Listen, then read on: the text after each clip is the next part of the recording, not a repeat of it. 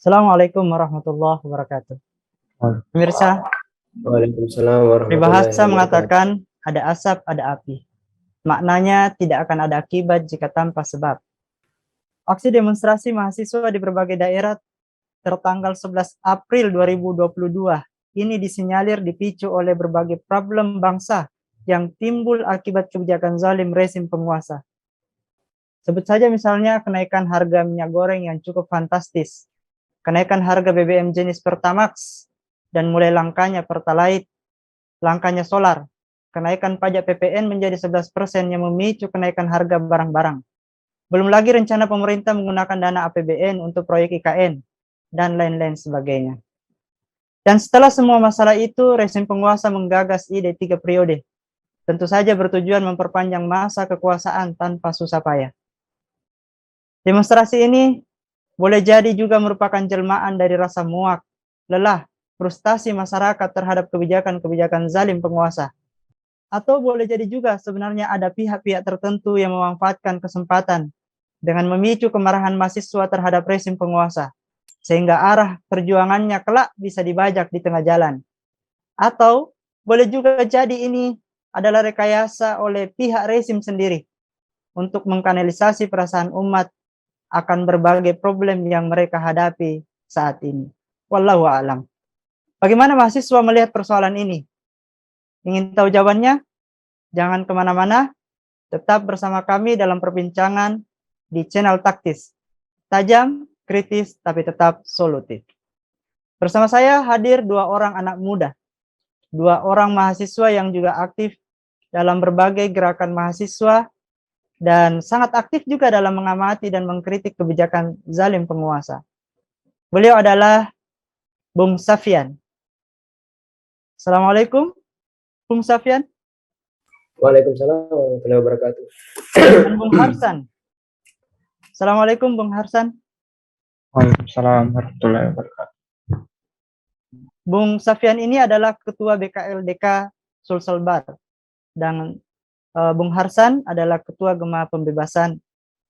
Baik, insya Allah sekitar 45 menit ke depan kita akan berbincang bersama mereka, mengulas apa dan bagaimana persoalan ini bisa terjadi, dan apa solusinya.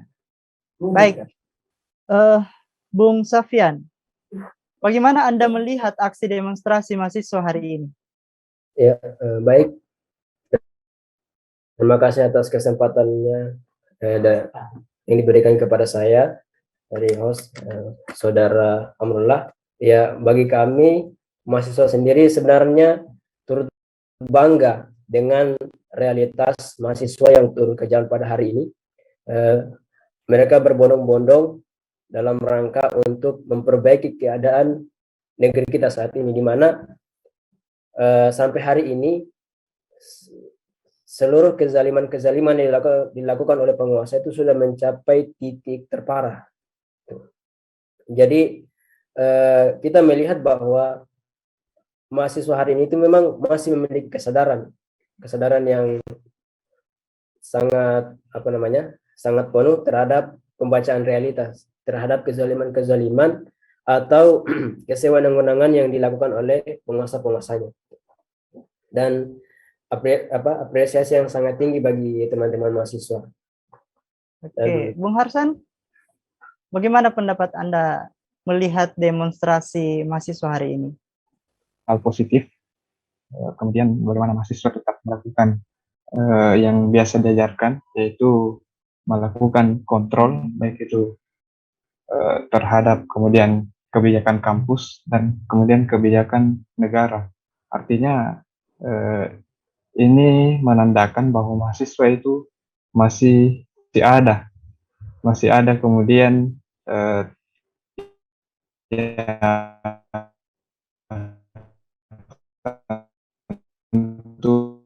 yang paling diingat itu kemudian sebelum itu juga kemarin terkait Omnibus Law, ya artinya mahasiswa tetap aktif dalam hal kemudian membangun bangsa ini menjadi lebih baik ke depannya, dan tentu itu hal positif. Mungkin sedikit Ustaz.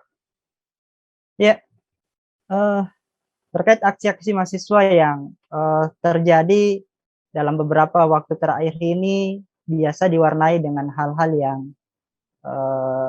kurang mengenakkan ya. Apakah sebagai mahasiswa, apakah Anda setuju dengan tindakan-tindakan yang dilakukan oleh mahasiswa terkait beberapa kegiatan yang dilakukan dalam aksi tersebut? Saya persilakan mungkin Bung Harsan terlebih dahulu.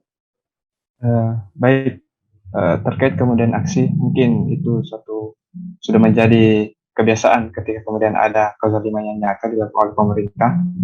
Artinya hal-hal yang wajib dilakukan kalau dalam Islam dia dengan uslub itu yang boleh selama kemudian tidak ada unsur keharaman di dalamnya. Atau kalau dari Gema itu sendiri tentu memiliki sedikit aturan yang dalam hal aksi, sepertinya tidak punya melakukan perusakan fasilitas umum. Nah itu kan kemudian tidak terlibat sebenarnya di dalamnya. Jadi itu kayak seperti aksi-aksi tambahan yang sebenarnya memang sebenarnya hal itu yang merujuk kepada anarkisme itu tidak diperbolehkan dalam Islam. Kemudian terkait bagaimana kemudian menghalangi jalan, itu hal-hal yang menghalangi hajat seseorang. Jadi sebenarnya ketika kita kemudian turun di jalan itu sudah dengan massa yang banyak itu sudah pasti dilihat walaupun tidak melakukan aksi-aksi yang anarkisme. Jadi aksi-aksi turun ke jalan itu positif selama kemudian tidak mengganggu hajat-hajat seseorang. Artinya mungkin begitu, Bung. Artinya Anda setuju dengan aksi demonstrasi ini, tapi tidak setuju dengan aksi-aksi anarkisnya ya? Seperti itu, Bang Harsan? Iya, seperti itu. Ya, baik. Kalau dari Bang Safian bagaimana? Nah, sejatinya kami sebagai mahasiswa itu memang mempunyai tugas dalam rangka menyambung antara apresiasi masyarakat agar sampai ke pemerintah. Jadi salah satu cara dari mahasiswa itu sendiri yaitu tadi menyampaikan aksi-aksi yang menjadi legalitas sendiri di negara kita hari ini, ya, menyampaikan kebenaran-kebenaran, menyampaikan aspirasi-aspirasi kita mengenai kesewenang-wenangan yang dilakukan oleh penguasa itu sendiri. Nah, itu sebagai kewajiban kita sebagai mahasiswa itu sendiri. Nah, tergantung dari tata cara pelaksanaan. Sebenarnya pelaksanaan yang dilakukan pada saat aksi itu bisa kita berangkat dari tujuan, ya. Tujuannya untuk meraih simpati masyarakat dalam rangka menyampaikan aspirasi mereka agar sampai ke penguasa. Jadi seperti tadi ya, cara-cara yang anarkis dan cara-cara menutup hak pengguna jalan itu seyogyanya bisa ditiadakan oleh mahasiswa itu sendiri karena sulit untuk mencapai simpati atau sulit untuk menyampaikan aspirasi dari mahasiswa untuk masyarakat kepada penguasa dengan cara-cara merugikan masyarakat itu sendiri. Itu pandangan kami dari mahasiswa. Ya, berarti Anda sepakat dengan Bung Harsan tadi ya? Ya, saya sepakat dengan Bung Harsan mengenai aksi karena memang kewajiban kita sebagai mahasiswa, ya. Ya, sebagai baik. agen perubahan. Baik, Bung Safian. Dalam aksi mahasiswa tertanggal 11 April ini itu ada 6 poin yang menjadi tuntutan mahasiswa, ya. Bagaimana penilaian Anda terhadap ke-6 poin tersebut? Ya, oke. Mengenai 6 poin tuntutan mahasiswa yang dirilis, ya. Yang paling menarik itu yang kita lihat di poin pertama bahwa menuntut pemerintah untuk bersikap tegas dan menolak dan memberikan pernyataan sikap terhadap penundaan pemilu 2024 dan jabatan 3 periode. Dan yang poin ketiga juga mengenai ketersediaan bahan pokok di masyarakat. Saya menilai poin-poin yang menjadi tuntutan mahasiswa ini adalah bentuk kesadaran mahasiswa itu sendiri bahwa memang di negara kita ini itu kesewenang-wenangan pemerintah terjadi, namun kesewenang-wenangan itu bukan berasal dari ruang kosong gitu. Ya, jadi kami masih berpendapat itu sama dengan BEM ini bahwa kelaliman penguasa itu tidak serta-merta penguasa itu sendiri, bisa jadi ini melalui bisa jadi diakibatkan oleh kejahatan-kejahatan para pemilik modal, ya. Kita sepakat oligarki, gitu ya. Nah, itu menjadi salah satu keresahan kita di kalangan mahasiswa. Karena oligarki ini contoh seperti poin ketiga, ya, permasalahan minyak. Ini jelas-jelas permainan kartel. Karena sampai di tatanan kementerian pun minta maaf, gitu ya. Tidak bisa tidak bisa melawan kartel-kartel tadi, gitu.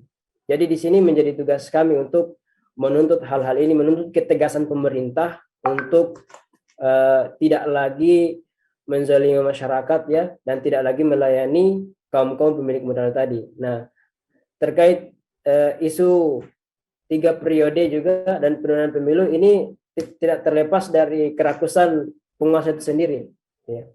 Jadi menurut kami mahasiswa memang alhamdulillah kesadaran sudah sampai pada tatanan itu, ya, kezaliman penguasa dan pergerakan-pergerakan oligarki di belakangnya. Itu mungkin. Kalau Pak Bung Harman Moderator. sendiri bagaimana menilai 6 poin tuntutan mahasiswa tersebut? Baik, Bung, terkait kemudian tuntutan, kalau kita lihat memang ada kesinambungan, artinya kenapa kemudian ada wacana penundaan atau bahkan sampai 3 periode, itu mungkin bisa dikatakan masih ada agenda, ya, masih ada agenda pemerintah ini yang belum mereka selesaikan, atau bahasa kasarnya mungkin belum memuaskan para pendukungnya kemarin. Kemudian terkait tuntutan ini, memang apa yang kemudian disampaikan oleh Bung Safyan tadi, bisa dikatakan itulah. Kemudian kalau kita melihat tuntutan ini hanya sifatnya parsial saja, artinya kalau melihat secara keseluruhan persoalan di Indonesia itu kan bukan hanya sekedar 6 poin itu saja, masih banyak hal lain, bahkan bukan sekedar persoalan nasional, tapi ada persoalan internasional. Jadi kalau menurut saya terkait kemudian tuntutan itu, selama kemudian sistem yang seharusnya diganti ini belum masuk dalam tuntutan, artinya masih berharap kepada sistem demokrasi, karena kalau kita melihat tuntutannya kan ya hanya penundaan pemilu, kemudian 3 periode itu, artinya masih akan ada perulangan. Kalau kita melihat judul dari aksi ini kan reformasi jilid 2, nanti ini akan berjilidkan sistem yang diganti, maka mau tidak mau akan selalu berulang nanti. Itu terkait dari saya. Ya, baik, berarti ya, menarik tadi di sini, ada beberapa poin yang tadi saya tangkap dari pernyataan bahwasanya yang pertama dari Bung Safyan tadi menyebutkan ada indikasi oligarki di balik rezim yang berkuasa ini, ya. Dari 6 tuntutan itu menunjukkan ada oligarki yang berkuasa di balik rezim yang berkuasa hari ini. Nah, itu menarik mungkin untuk kita cermati, ya, termasuk tadi disebutkan terkait tentang harga minyak goreng, ya, yang dikuasai oleh kartel, ya. Baik, saya kemudian ingin fokus terkait tentang aksi ini kembali, ya, Bung Harsan, Bung Safyan. Kira-kira menurut Bung Safyan, apakah rezim ini akan bisa tumbang oleh gerakan aksi mahasiswa seperti ini? Ya, baik. Pendapat saya pribadi, kalau melihat aksi, mungkin kita berkaca pada pergantian orde lama, pergantian orde baru ke reformasi. Kalau bicara hanya sampai pada taraf pergantian pemimpin, rezim, itu kemungkinan kalau memungkinkan pergerakan mahasiswa ini sekuat pada pergantian orde baru ke reformasi, menurut pandangan saya. Tapi pergantian ini tidak serta-merta mengganti keseluruhan sistem yang mendukung oligarki itu. Kalau pada tahap rezim saja, pergeseran antara istilah pemimpin A ke pemimpin B, ya, itu kemungkinan jika pergerakan ini mobilitasnya sama kuatnya dengan era reformasi masa lalu. Mungkin Artinya begitu pendapat artinya saya. mungkin ya, artinya Ya, menurut Anda mungkin. rezim ini mungkin tumbang dengan gerakan mahasiswa seperti hari ini. Kalau Bung Harsan Ya, bagaimana pandangannya? Ya, kurang lebih sama seperti Bung Safyan, artinya bisa kemudian menumbangkan rezim selama kemudian teman-teman yang melakukan aksi konsisten, artinya bukan hanya sekedar 1 sampai 2 kali. Nah, kalau bisa hal itu harus dijenjangkan. Jadi selama 1 bulan itu betul-betul diagendakan. Dan tentu serius. bukan hanya sekedar turun aksi ke jalan, melainkan ada kemudian aktivitas selain daripada aksi itu. Mungkin kemudian melakukan pengkajian terkait isu-isu tersebut, sampai kemudian perencanaan kembali. Jika memang kemudian tuntutan tidak dipenuhi, maka dilakukan aksi berikutnya. Sampai kemudian saya teringat kata-kata salah satu ustadz kemarin di Jogja itu, mungkin sekitar 3 bulan kemudian mahasiswa selalu bergerak itu, bahkan bukan hanya sekedar rezim yang bisa ditumbangkan, bahkan kemudian terkait kemudian sistem-sistemnya pun itu bisa ditumbangkan selama kemudian konsistensi teman-teman mahasiswa itu tetap terjaga. Dan aksinya bukan hanya sekedar kemudian kalau bahasa kasarnya ditunggangi oleh sekelompok orang, tapi betul-betul aksi yang disadarkan pada pemikiran tiap individu teman-teman mahasiswa. Jadi kalau ditanya apakah bisa, ya bisa menumbangkan rezim sekarang. Saya kira itu, Bung Amrullah. Oh, berarti kuncinya pada konsistensi ya. Kalau Ya. ini dilaksanakan dalam waktu yang panjang, 2 bulan 3 bulan, maka Anda mengatakan itu bisa saja menumbangkan rezim. Tapi menurut Bung Harsan sendiri, berapa lama demonstrasi ini akan bisa bertahan? Baik, terkait kemudian lama bertahannya, saya melihat kemarin di kasus Omnibus Law, karena kan itu kalau kita lihat tuntutan itu masih berlangsung, walaupun undang-undang yang ada pada Omnibus Law itu kemudian terpecah di pembahasan dalam teman-teman mahasiswa, seperti kemudian eh, tenaga kerja, lalu kemudian ada salah turunannya yaitu kemarin Permendikbud. Artinya bisa dikatakan itu belum selesai, namun kemudian ditambahkan kembali isu yang sekarang dituntut. Yang dituntutnya itu pun hal-hal yang viral. Jadi kalau kemudian kita melihat sejauh mana bertahan, selama kemudian masih ada teman-teman yang melakukan pengkajian terhadap kemudian aturan-aturan pemerintah, baik itu kemudian janji-janji presiden atau kemudian kebijakan yang sekarang berlangsung, maka selama itu juga aksi ini akan tetap bertahan. Dan sekira kemudian tuntutan ini tidak diselesaikan, maka selama itu juga aksi ini akan bertahan. Kalau saya lihat seperti itu, Bung Amrul. Kalau Bung Safyan melihat aksi ini kekuatannya sampai berapa lama? Jika melihat realitas sekarang ya, sampai slogannya hari ini itu jam sekian menang. Namun dari segi kekuatan massa cukup besar ya se-Indonesia. Namun kalau berlama dari itu konsistensinya itu pribadi saya belum bisa pastikan. Namun tergantung kekuatan opini yang dibangun atau kekuatan sampai di mana perubahan itu ingin diraih. Ya. Jadi ketika perubahan itu hanya sebatas pada penuntutan tadi ya, penundaan 3 periode dengan menata kembali harga minyak itu sepertinya ketika hal-hal itu sudah terkabulkan oleh pemerintah itu sepertinya tuntutan akan selesai untuk versi ini ya, untuk gelombang 6 tuntutan tadi. Namun Apakah tidak sampai pemerintah pada akan mengabulkan permohonan mahasiswa terkait tentang harga minyak goreng misalnya? Menurut Bung Safyan bagaimana? kalau ditinjau dari segi itu kelihatannya sulit, Pak Sulit. Moderator. Iya, karena permainan kartel yang di luar kontrol penguasa itu sepertinya akan sulit untuk dikabulkan pada saat tuntutan mahasiswa hari ini, ya.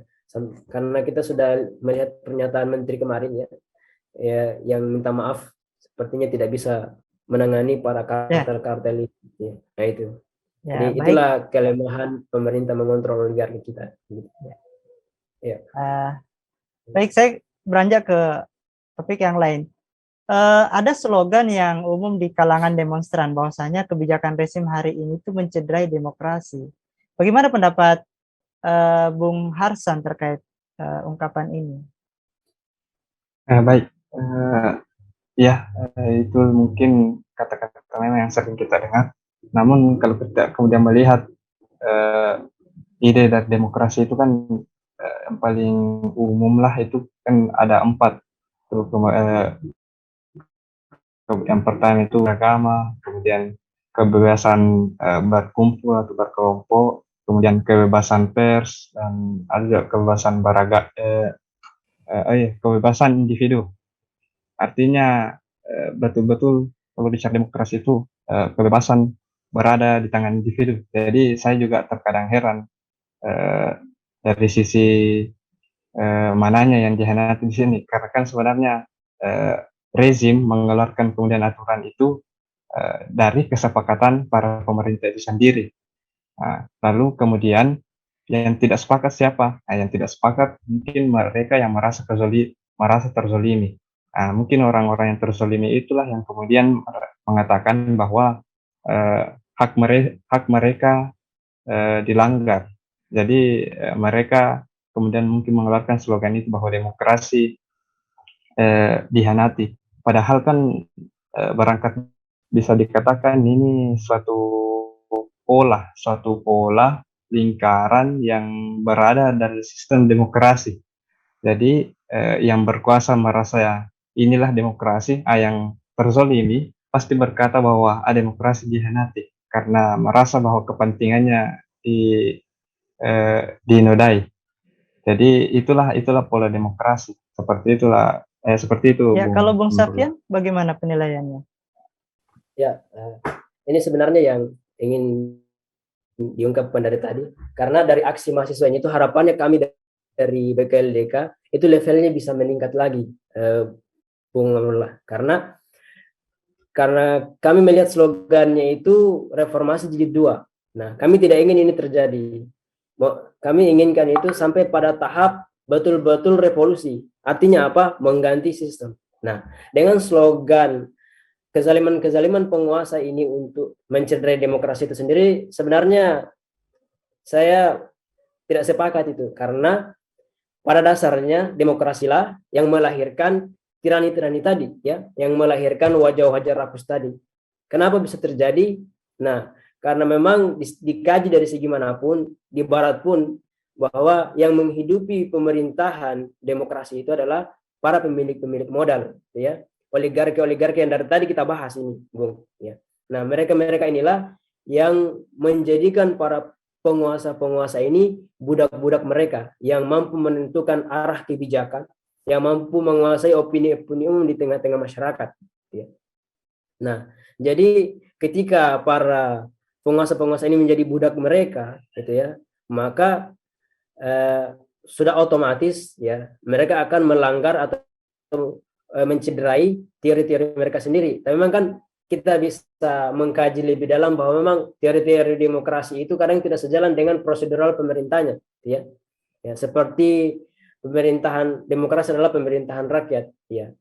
Pada dasarnya kajiannya tidak seperti itu, ya, karena tidak mungkin masyarakat seluruhnya berkumpul untuk menjalankan pemerintahan, ya, mengurus negara, tidak mungkin, ya. Jadi lahirlah yang namanya demokrasi perwakilan, ya. Namun yang mewakili tatanan pemerintahan dalam prosedural pemerintahan demokrasi ini adalah sekelompok orang-orang yang istimewa, ya, orang-orang yang berpengaruh, orang-orang yang memiliki modal, ya. Jadi kadang-kadang, jadi tidak heran representatif kebijakan-kebijakan dari demokrasi itu tidak merepresentatifkan aspirasi-aspirasi masyarakat pada hari ini. Nah, itu yang menjadi tuntutan kita, dan itu persoalan-persoalan kita hari ini ya, persoalan mahasiswa hari ini, yaitu permasalahan perselingkuhan antara penguasa dan pengusaha besar tadi. Nah, yang ini sebenarnya harus kita berangus ya. Yang harus kita pahami bahwa yang rusak itu adalah memang dari sistem. Kalau seandainya pergantian pemerintah si A, si B sampai pada si Z itu menggunakan tatanan yang sistem yang sama, otomatis tetap mereka akan menjadi budak-budak demokrasi, karena biaya politik di demokrasi itu mahal. Yang mampu membiayai itu hanyalah para oligarki tadi, gitu ya. Karena penguasa-penguasa yang lahir dari rakyat ini ya pada dasarnya tidak memiliki uang cukup untuk mendanai politik itu yang sangat mahal, yang sangat syarat dengan kepentingan-kepentingan pribadi, karena memang demokrasi itu mengusung teori individualisme ya. Apakah Bung Safyan ingin mengatakan bahwasanya kebijakan rezim hari ini tuh sebenarnya tidak mencederai demokrasi, malah sejalan demokrasi? Apakah seperti itu Bang Safyan? Iya, sejalan dengan tatanan prosedural pemerintahan demokrasi ya, itu sejalan. Tapi walaupun teori-teori demokrasi itu sangat cantik, yang seakan-akan mewakili masyarakat, ya, tapi kan sudah hal yang lumrah itu kalau demokrasi melanggar asas-asas teoritisnya, ya, dengan mengubah undang-undang tadi itu, dan itu sah dalam demokrasi itu. Dan hari ini itu demokrasi melakukan itu, ya, walaupun kelihatan rakyat tidak sejahtera, tapi gaungan demokrasi dari rakyat untuk rakyat akan kembali ke rakyat itu terus digaungkan gitu. Nah, ini sebenarnya yang harus kita sadar realitas hari ini, bahwa memang demokrasi itu rusak dan ditinjau dari segi apapun, dan sebaiknya aksi mahasiswa ini harus sampai pada level itu, level revolusi mengganti sistem. Artinya, nah, ini sebenarnya obat. Ya. Oh iya, artinya mungkin sedikit saya potong sedikit ya. Artinya yang dihianati sebenarnya di sini bukan demokrasi ya. Yang dihianati sendiri di sini seperti kata Bung Harsam tadi ini adalah kepentingan umat ya. Nah, iya. Dihianati. Ya. Ya baik.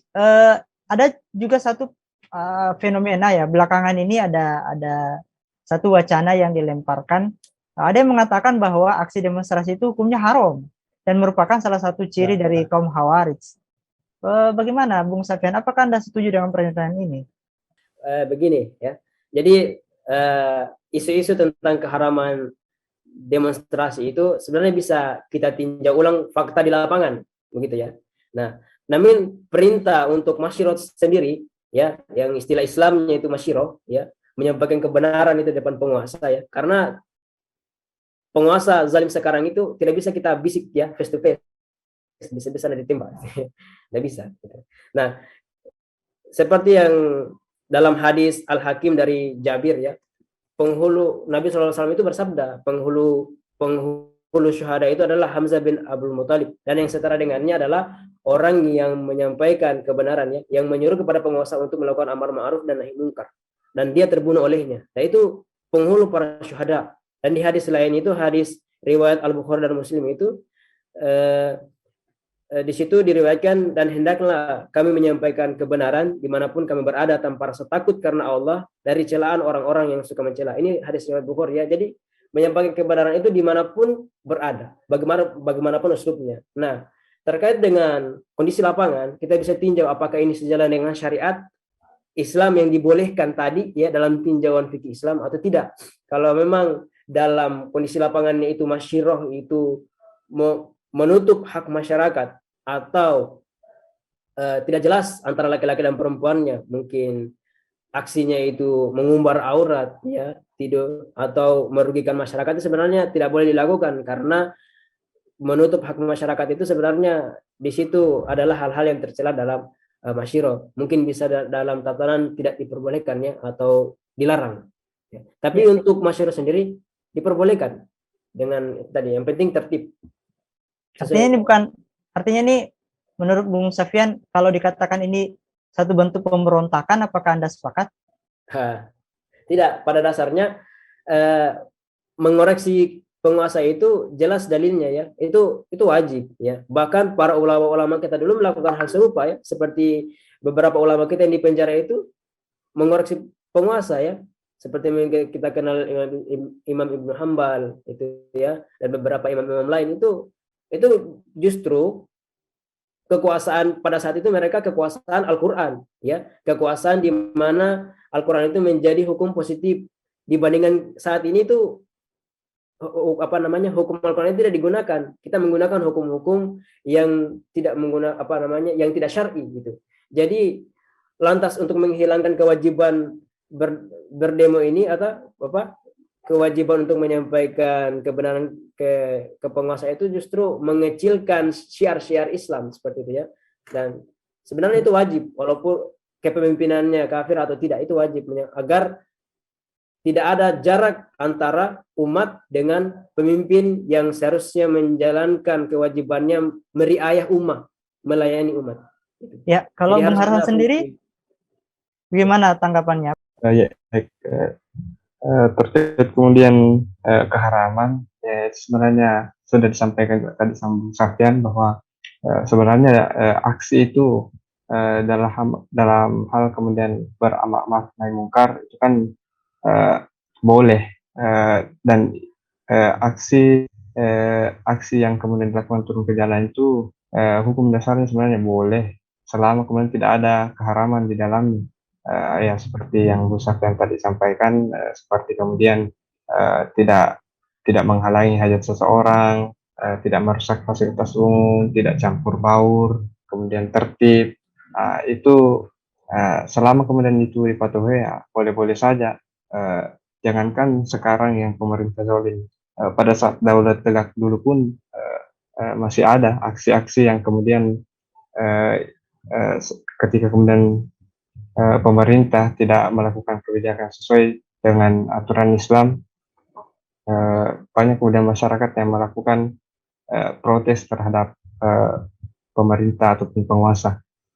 Apalagi kalau sekarang yang jelas-jelas standarisasi hukumnya itu bukan dari Islam, maka jangan heran kemudian banyak orang-orang yang melakukan aksi turun ke jalan untuk kemudian menghentikan, ya berupaya untuk menghentikan kezaliman yang dilakukan oleh rezim sekarang. Begitu mungkin Bung. Ya, berarti Bung Harsan sepakat dengan Bung Safyan tadi ya, bahwasanya hukum asalnya itu boleh ya. Dan itu bukan suatu bentuk pemberontakan. Itu hanya satu bentuk koreksi terhadap penguasa. Baik, bagaimana Bung Safyan, bagaimana seharusnya sebenarnya aksi mahasiswa itu? Idealnya itu seperti apa harusnya? Ya, baik. Seperti tadi ya, harapan kami sebenarnya mahasiswa itu sebagai agen perubahan itu tadi saya bilang naik level aksi mereka, gitu ya. Karena atas kesadaran tadi bahwa sebenarnya mengubah rezim saja itu tidak cukup. Mereka harus sampai pada tataran mengubah sistem itu, sistem yang membuat rezim-rezim tadi itu berkhianat terhadap rakyatnya, gitu ya. Nah, disitulah akar masalahnya, gitu ya. Karena oligarki itu tidak akan pernah tuntas ketika presiden saja diganti, ya. Nah, ini harus dipahami oleh teman-teman kita.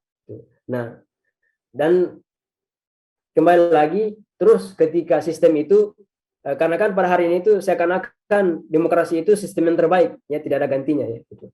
Nah, jadi kita bisa tinjau bahwa memang ada sistem terbaik, selayaknya kita umat muslim, sistem yang diwariskan oleh Rasul Muhammad SAW. Dan ini, sistem ini pernah memakmurkan manusia selama 1300 tahun yang lalu, ya, yang berakhir di tahun 1924. Nah, itu yang sebenarnya harus dieksiskan kembali, ya, harus diangkat. Karena sudah terbukti dan layak menjadi sistem pemerintahan yang bisa memanusiakan manusia, ya, yang tidak pernah berkhianat terhadap masyarakatnya. Dan di situ Al-Quran yang menjadi sumber hukum, karena memang pada dasarnya pemahaman kita umat muslim, inil hukmu illa lillah, hanya Allah yang berhak yang membuat hukum. Nah, di demokrasi itu sendiri tidak, karena memang persoalan-persoalan antara kaum gerejawan atau persoalan-persoalan kaum ilmuwan ya, atau persoalan-persoalan Eropa lainnya lah yang kemudian demokrasi itu mengangkat dan mereka lebih memilih membuat hukum sendiri untuk mengatur umat manusia, itu sebenarnya tidak, dalam pandangan Islam itu tidak kredibel ya. Manusia itu tidak mempunyai kredibilitas untuk membuat hukum ya, di mana manusia mempunyai kepentingan-kepentingan sendiri ya untuk membuat hukum yang ingin diterapkan oleh seluruh masyarakat ya, di negara, khususnya di negara dan umumnya di muka bumi. Itu tidak cukup ya. Pandangan kita umat muslim itu tadi hanya mengikuti aturan-aturan Allah Subhanahu wa taala ya. Ini yang harus diperjuangkan seluruh mahasiswa muslim yang ada di seluruh Indonesia atau seluruh dunia ya. Karena hanya sistem Allah lah, hanya sistem Allah yang layak untuk diperjuangkan, yang layak untuk diterapkan di seluruh wilayah-wilayah yang ada di seluruh dunia.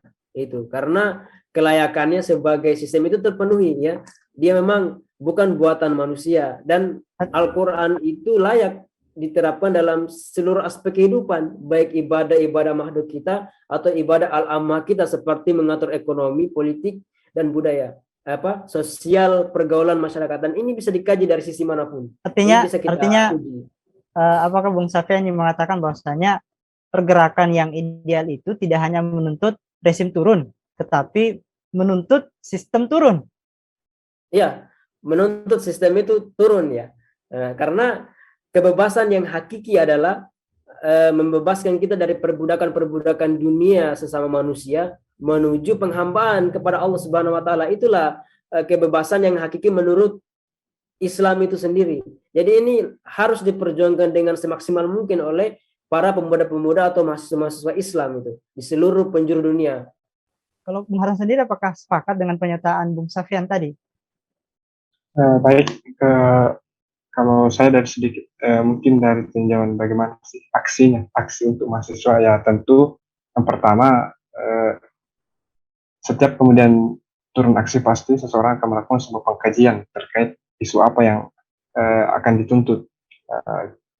Cuma yang sedikit saya tambahkan kemudian perlunya kemudian mengamati isu itu bukan hanya sekedar viralnya saja, tapi memang berkesinambungan. Kalau kita melihat beberapa kemudian tuntutan tadi, itu kan persoalan-persoalan yang betul-betul viral saja, lalu kemudian masuk tuntutan dan dilakukanlah aksi demonstrasinya. Jadi kemudian sepakat apa juga yang disampaikan oleh Bung Safyan tadi, ya tentu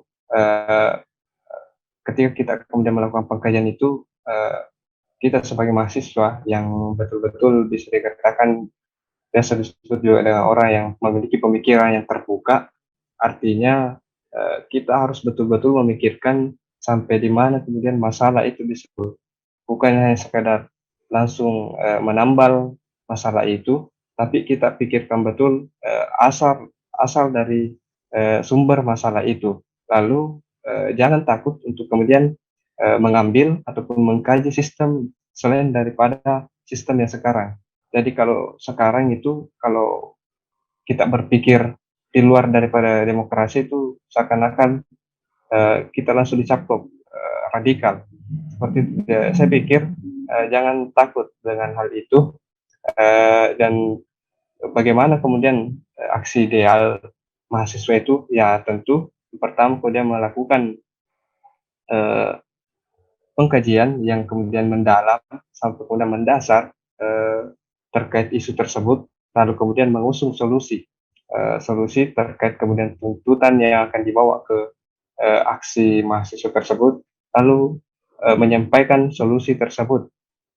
Jadi betul-betul kita kemudian turun ke jalan, langsung ada suatu solusi yang kita tawarkan. Jadi mungkin itu sedikit. Ya, baik. Kita sudah berada di penghujung waktu.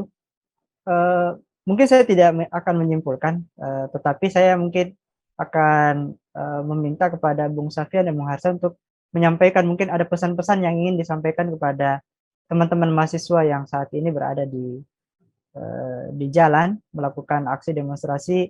Saya persilakan mungkin kepada Bung Safyan. Pesan saya untuk teman-teman yang aksi hari ini, kalian hebat ya, karena sudah memiliki kesadaran yang tinggi bagaimana melihat kebijakan-kebijakan pemerintah yang tidak pro dengan masyarakat. Nah, harapan saya adalah tetap konsisten pada kebenaran, ya, tidak lagi melenceng kemana-mana. Yang kedua, tetap menggali lagi problem dalam apa yang dikatakan Ustadz Harsan tadi, Bung Harsan tadi, lebih mendalam, ya, di mana sebenarnya akar masalah dari seluruh kelaliman-kelaliman yang terjadi dalam tatanan pemerintahan kita saat ini, dalam kesengsaraan masyarakat kita hari ini, ya. Dan kita sepakat bahwa memang tatanan itu sampai pada tatanan sistem, dan ini harus menjadi kesadaran kita bagi teman-teman mahasiswa, karena hanya pada taraf kesadaran ini kita mampu melihat solusi, ya, solusi tuntas, bukan solusi parsial. Karena reformasi jilid berapapun, ketika sistem oligarki ini masih kita pakai, sistem kapitalis ini masih kita pakai, akan sama saja dan akan bahkan mungkin bisa lebih rusak. Nah, itu mungkin sedikit dari saya, moderator. Terima kasih atas kesempatan. Baik, silakan Bung Harsan.